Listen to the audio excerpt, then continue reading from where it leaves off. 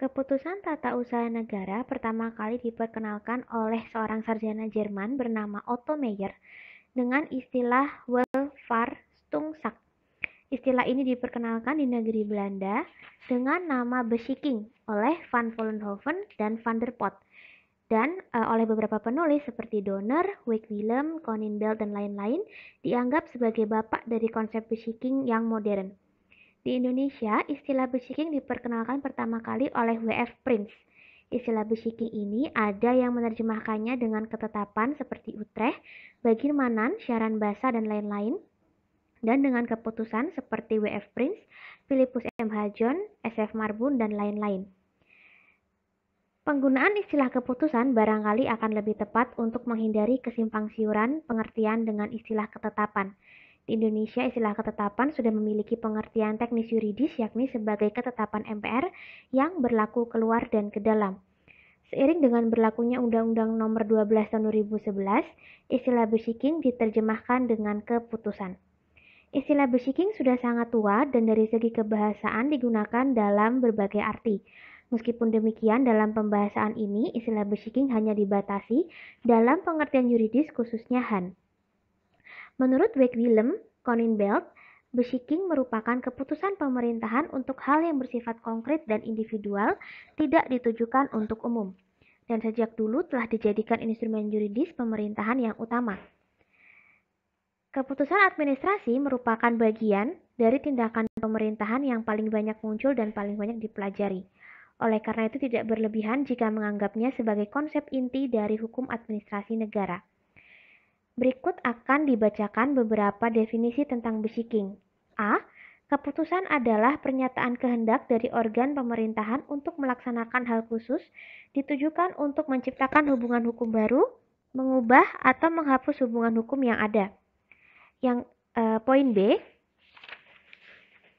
Keputusan adalah suatu pernyataan kehendak yang disebabkan oleh surat permohonan yang diajukan atau setidak-tidaknya keinginan atau keperluan yang dinyatakan. C. Secara sederhana, definisi keputusan dapat diberikan sebagai suatu tindakan hukum publik sepihak dari organ pemerintahan yang ditujukan pada peristiwa konkret. D. Beschikking adalah keputusan hukum publik yang bersifat konkret dan individual. Keputusan itu berasal dari organ pemerintahan yang didasarkan pada kewenangan hukum publik, dibuat untuk satu atau lebih individu atau berkenaan dengan suatu atau lebih perkara atau keadaan. Keputusan itu memberikan suatu kewajiban pada seseorang atau organisasi dan memberikan kewenangan atau hak pada mereka.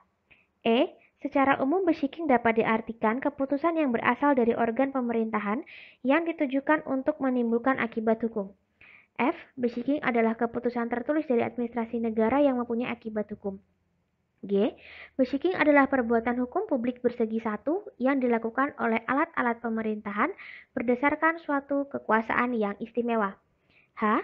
Beschikking adalah suatu tindakan hukum yang bersifat sepihak dalam bidang pemerintahan yang dilakukan oleh suatu badan pemerintahan berdasarkan wewenang yang luar biasa.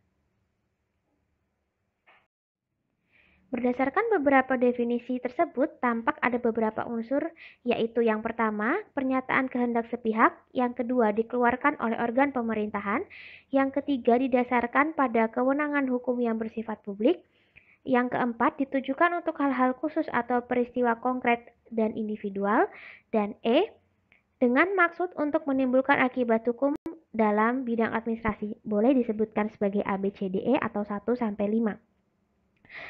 Unsur-unsur ini akan dikemukakan melalui pasal 2 Undang-Undang Administrasi Belanda atau EWB yang kemudian disadur oleh pasal 1 angka 3 Undang-Undang Nomor 5 Tahun 86 Jungto Undang-Undang Nomor 9 Tahun 2004 yang menyatakan bahwa pernyataan kehendak tertulis secara sepihak dari organ pemerintah pusat yang diberikan berdasarkan kewajiban atau kewenangan dari HTN atau HAN dimaksudkan untuk penentuan, penghapusan, atau pengakhiran hubungan hukum yang sudah ada atau menciptakan hubungan hukum baru yang memuat penolakan sehingga terjadi penetapan, perubahan, penghapusan, atau penciptaan.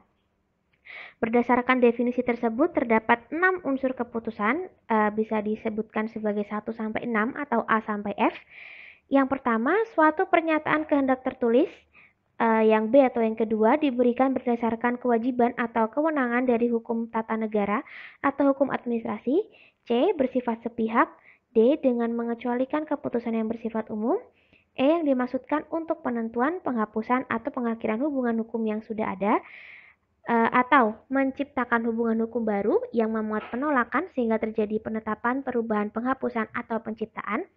Yang F. Berasal dari organ pemerintahan. A. Penetapan tertulis. B. Dikeluarkan oleh badan atau pejabatun. C. Berdasarkan peraturan perundang-undangan yang berlaku. D. Bersifat konkret, individual, dan final. E. Menimbulkan akibat hukum. Dan F. Seseorang atau badan hukum perdata. Berikut akan dijelaskan masing-masing dari unsur-unsur tersebut. Yang pertama, pernyataan kehendak sepihak atau tertulis. Ini digunakan apabila di masa yang akan datang ada pihak yang dirugikan dan hendak mengajukan upaya hukum. Poin ini lebih menekankan pada isi bukan bentuk. Misalkan pengumuman, akibat hukum yang menimbulkan kepadanya adalah memberi dan diberi pengumuman. Secara teoritik, hubungan hukum publik dari pernyataan kehendak sepihak secara tertulis adalah bersifat sepihak atau bersegi satu. Tindakan hukum administrasi adalah tindakan hukum yang sepihak. Oleh karena itu, hubungan hukum publik berbeda halnya dengan hubungan hukum dalam bidang perdata yang selalu bersifat dua pihak atau lebih. Karena dalam hukum perdata, di samping ada kesamaan kedudukan, juga ada asas otonomi yang berupa kebebasan pihak yang bersangkutan untuk mengadakan hubungan hukum atau tidak serta menentukan apa isi hubungan hukum itu. Sebagai wujud dari pernyataan kehendak sepihak, pembuatan dan penerbitan keputusan hanya berasal dari pihak pemerintah, tidak tergantung kepada pihak lain. Ketika pemerintah dihadapkan pada peristiwa konkret dan pemerintah memiliki motivasi dan keinginan untuk menyelesaikan peristiwa tersebut, pemerintah diberi wewenang untuk mengambil tindakan hukum secara sepihak dengan menuangkannya pada bentuk keputusan. Keputusan adalah sebagai tindakan hukum yang merupakan wujud dari alasan-alasan, kehendak-kehendak, atau pilihan-pilihan. Dengan demikian, keputusan merupakan pernyataan kehendak sepihak secara tertulis. Keputusan TUN adalah keputusan sepihak dari organ pemerintah. Tidak berarti bahwa kepada pihak siapa keputusan itu ditujukan, sebelumnya sama sekali tidak mengetahui akan adanya keputusan itu. Dengan kata lain, inisiatif sepenuhnya ada pada pemerintah. Para ahli berpendapat bahwa keputusan itu adalah keputusan sepihak karena bagaimanapun tergantung dari pemerintah yang dapat memberikan atau menolaknya. Sepihak adalah karena pemerintah memutuskan untuk melakukan tindakan hukum itu tanpa ada persetujuan dari pihak lainnya. Pernyataan kehendak sepihak dituangkan dalam bentuk tertulis, muncul dua kemungkinan. Yang pertama, ditujukan ke dalam, yaitu keputusan yang berlaku ke dalam lingkungan administrasi sendiri, dan ditujukan keluar, berlaku bagi warga negara atau badan hukum perdata. Atas dasar pembagian ini dikenal dua jenis keputusan, yaitu internal untuk yang ke dalam dan eksternal untuk yang keluar. Keputusan yang relevan dengan pembahasan ini adalah keputusan eksternal yang berarti ditujukan keluar administrasi.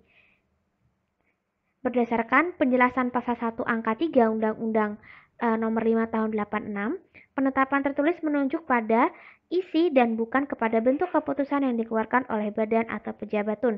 Memang harus tertulis, namun yang disyaratkan tertulis bukan bentuk formatnya seperti surat keputusan pengangkatan atau sebagainya, namun untuk kemudahan dari segi pembuktian. Oleh karena itu, sebuah memo atau nota sudah dapat memenuhi syarat tertulis dan merupakan keputusan badan atau pejabat TUN menurut undang-undang apabila sudah jelas. Bagian-bagian yang harus jelas adalah yang pertama, badan atau pejabat TUN mana yang berwenang mengeluarkannya, yang kedua, maksud serta mengenai hal apa isi tulisan itu, dan yang ketiga, kepada siapa tulisan itu ditujukan. Berdasarkan putusan PT-UN, ada yang disebut dengan surat undangan atau pleng dan dapat dikualifikasi sebagai keputusan untuk unsur penetapan tertulis. Unsur penetapan tertulis ini menuju kepada bentuk surat keputusan formal. Untuk unsur penetapan tertulis ada pengecualiannya dan diatur secara lengkap dalam pasal 3. Yang pertama, apabila badan atau pejabat TUN tidak mengeluarkan keputusan, sedangkan hal itu menjadi kewajibannya, maka hal tersebut disamakan dengan keputusan tata usaha negara. Artinya, penolakan sama dengan keputusan. Yang kedua, jika suatu badan atau pejabat tun tidak mengeluarkan keputusan yang dimohon, sedangkan jangka waktu sebagaimana ditentukan dalam peraturan perundang-undangan sudah lewat, maka badan atau pejabat tun dianggap telah menolak mengeluarkan keputusan yang dimaksud. Yang ketiga, dalam hal peraturan perundang-undangan yang bersangkutan tidak menentukan jangka waktu, maka setelah lewat jangka waktu 4 bulan setelah diterimanya permohonan, badan atau pejabat tun dianggap telah mengeluarkan keputusan penolakan. Manfaat adalah mereka yang dirugikan atas penetapan dan penolakan yang bersangkutan dapat mengajukan upaya hukum.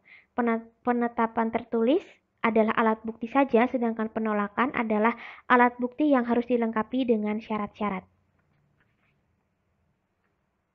Dalam penjelasan pasal 3 ayat 2 disebutkan bahwa badan atau pejabat tun yang menerima permohonan dianggap telah mengeluarkan keputusan yang berisi penolakan permohonan tersebut apabila tenggang waktu yang telah ditetapkan telah lewat dan badan atau pejabat tun itu bersikap diam, tidak melayani permohonan yang telah diterimanya.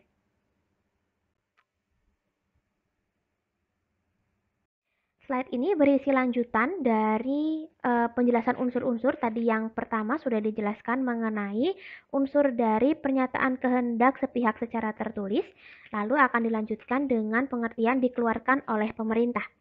Keputusan merupakan fenomena kenegaraan dan pemerintahan.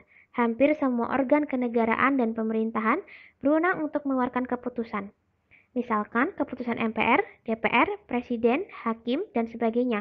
Keputusan yang dimaksudkan di sini hanyalah keputusan yang dikeluarkan oleh pemerintah selaku administrasi negara. Oleh organ-organ kenegaraan tidak termasuk ke dalam pengertian basicking berdasarkan HAN. Keputusan dibatasi pada yang dikeluarkan oleh pemerintah atau tata usaha negara, maka akan memunculkan pertanyaan siapa yang dimaksud dengan pemerintah atau tata usaha negara. Pasal 1 angka 1 Undang-Undang 586 menyatakan bahwa yang tata usaha negara adalah administrasi yang melaksanakan fungsi menyelenggarakan urusan pemerintahan di pusat maupun daerah. Urusan pemerintahan adalah kegiatan yang bersifat eksekutif. Diartikan sama dengan kekuasaan eksekutif, artinya merupakan bagian dari organ dan fungsi pemerintahan selain organ dan fungsi pembuatan undang-undang juga peradilan. Pemerintahan umum diartikan sebagai semua aktivitas pemerintah yang tidak termasuk sebagai pembuat undang-undang dan peradilan. Keberagaman lembaga atau organ pemerintahan yang dipersamakan dengan organ pemerintahan menunjukkan bahwa pengertian badan atau pejabat tun memiliki cakupan yang sangat luas, yang berarti pihak-pihak dapat diberikan wewenang pemerintahan untuk membuat dan mengeluarkan keputusan.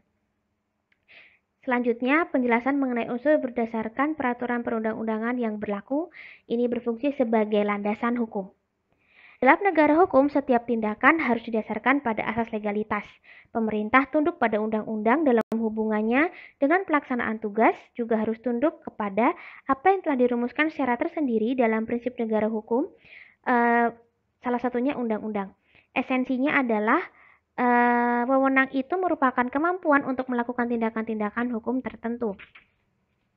Wewenang adalah pengertian yang berasal dari hukum organisasi pemerintahan sebagai keseluruhan aturan yang berkenaan dengan perolehan dan penggunaan wewenang-wewenang pemerintahan oleh subjek hukum publik di dalam hukum publik itu sendiri.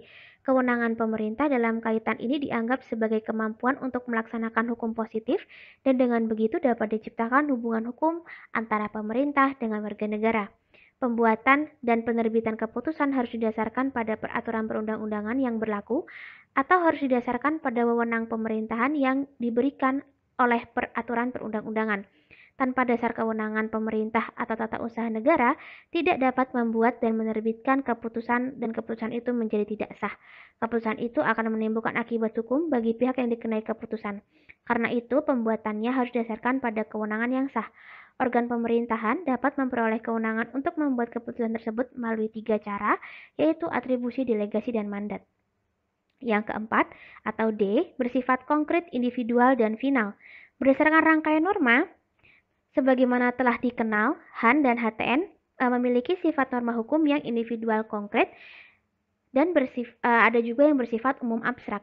Untuk menuangkan hal-hal tersebut, maka dikeluarkanlah keputusan-keputusan yang bersifat membawa peristiwa umum itu dapat dilaksanakan.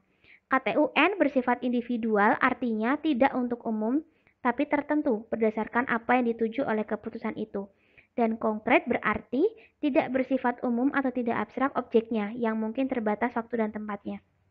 Berdasarkan pasal 1 angka 3 Undang-Undang 5 tahun 86, sebagaimana disebutkan bahwa konkret, individual, dan final disebutkan juga sebagai konkret, artinya objek yang diputuskan dalam KTUN itu tidak abstrak, tetapi berwujud tertentu atau dapat ditentukan, umpamanya keputusan mengenai sesuatu. Individual artinya KTUN itu tidak ditujukan untuk umum, tetapi tertentu, misalkan untuk alamat maupun hal yang dituju. Final artinya sudah definitif dan karenanya tidak dapat menimbulkan akibat hukum. Keputusan masih dapat memerlukan persetujuan instansi atau instansi lainnya sehingga belum bersifat final, karenanya belum menimbulkan suatu hak atau kewajiban pada pihak yang bersangkutan. Umpamanya mengenai pengangkatan pegawai negeri. Menimbulkan akibat hukum. Secara teoritis, tindakan hukum berarti tindakan yang sifatnya dapat menimbulkan akibat hukum atau tindakan yang dimaksudkan untuk menciptakan hak dan kewajiban. Tindakan hukum yang dilakukan oleh organ pemerintahan menimbulkan akibat-akibat hukum tertentu, khususnya di bidang pemerintahan atau administrasi negara. Meskipun dalam hal ini hanya dibatasi oleh tindakan pemerintahan yang bersifat publik. Tindakan hukum publik dilakukan berdasarkan kewenangan yang bersifat publik juga. Tindakan-tindakan yang bersifat hukum publik hanya dapat lahir dari kewenangan yang bersifat publik. Telah disebutkan bahwa tindakan hukum publik pemerintah terbagi menjadi dua, yaitu publik sepihak dan dua pihak. Dalam hubungan dengan keputusan ini, tindakan hukum yang dimaksud hanyalah tindakan hukum publik yang bersifat sepihak. Tindakan hukum pemerintah tampak bahwa keputusan merupakan instrumen yang digunakan oleh organ pemerintah dalam bidang hukum publik untuk menimbulkan akibat-akibat hukum tertentu, misalkan munculnya hak, kewajiban, kewenangan, atau status tertentu. Akibat hukum yang dimaksudkan adalah muncul atau lenyapnya hak dan kewajiban bagi subjek hukum tertentu. Akibat hukum lahir dari tindakan hukum, dalam hal ini akibat dikeluarkannya keputusan berarti muncul atau lenyap hak dan kewajiban sebagai subjek hukum tertentu setelah adanya keputusan yang tertentu juga.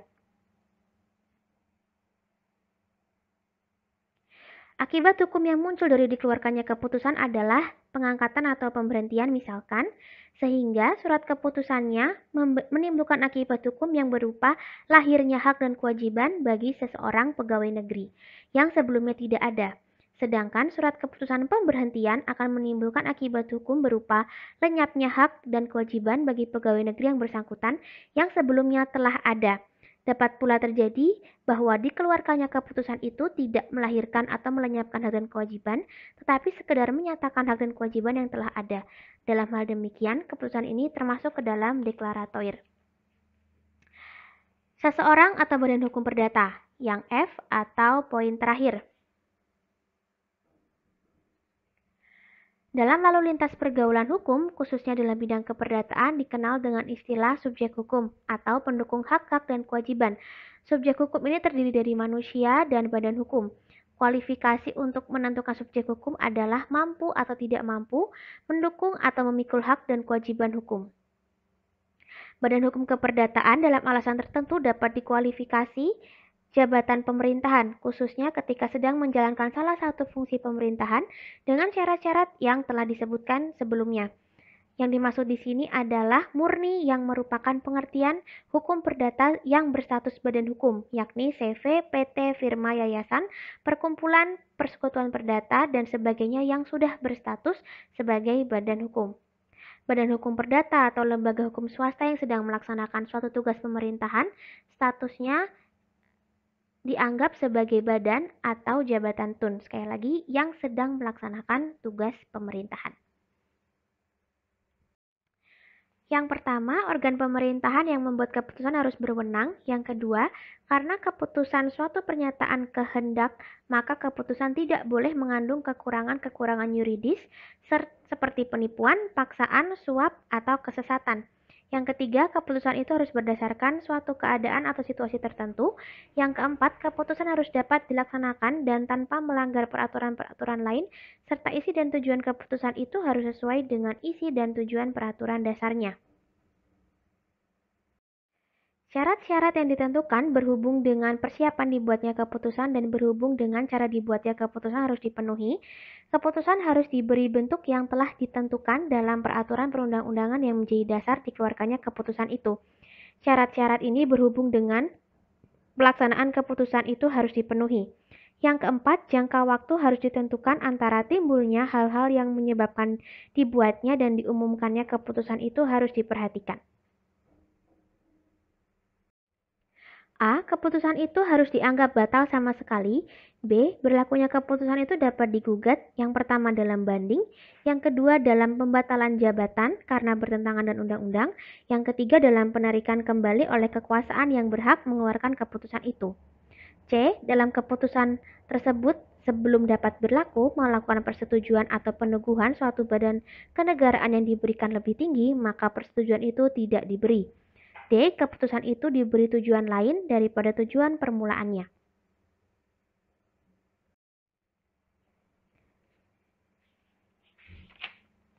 A. Batal karena hukum.